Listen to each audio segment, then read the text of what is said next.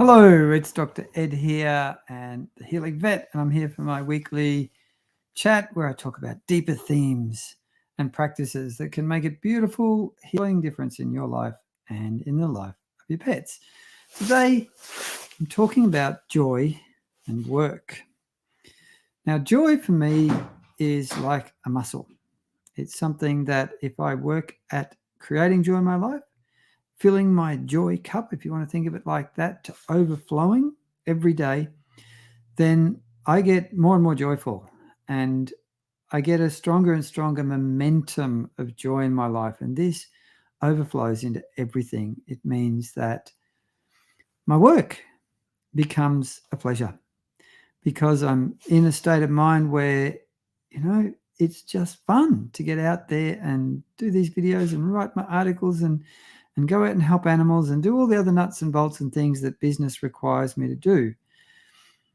Now, this doesn't mean that I avoid, deny, hide from, or repress the less comfortable kinds of emotions that are a natural and divine part of human existence, such as grief and anger and shame and all those things. And some mornings I do wake up, and the dominant feeling and vibration or emotion in my consciousness is one of these things.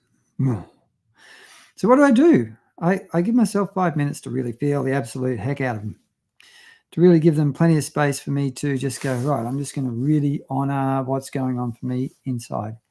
And then I start generating joy, and I build my joy bubble, and I make my joy bubble bigger and bigger and bigger and bigger and bigger until it's bigger than the anger or the sadness or whatever else is going on.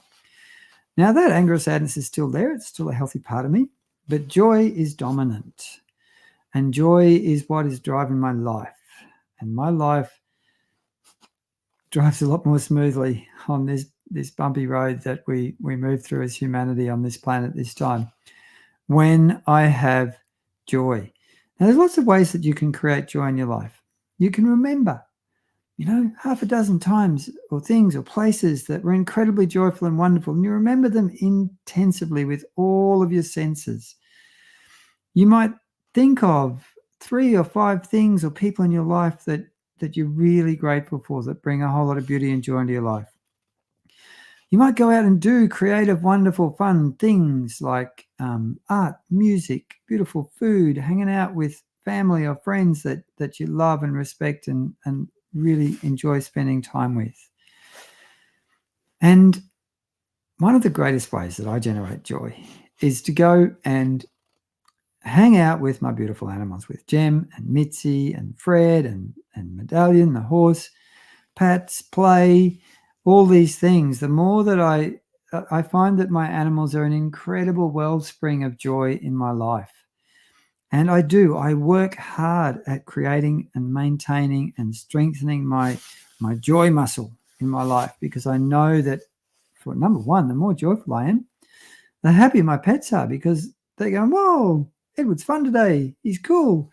Let's go and play with Edward because he's in a nice mood and he feels good. Because when we're joyful, we feel good to our pets. If we get stuck in sadness or grief and heaviness and these other things, man, our pets are missing out on so much of us. And you'll notice that your pets will become withdrawn and depressed and less engaged and less playful.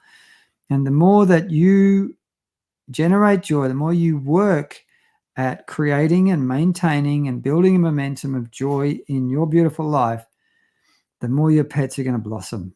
And I can see this in my pets. The more that I do this kind of work, this inner work with these kinds of principles and themes that I talk about in these live videos, the more I see my beautiful animals just grow and meet me, and our relationship and their well-being expands more and more and more.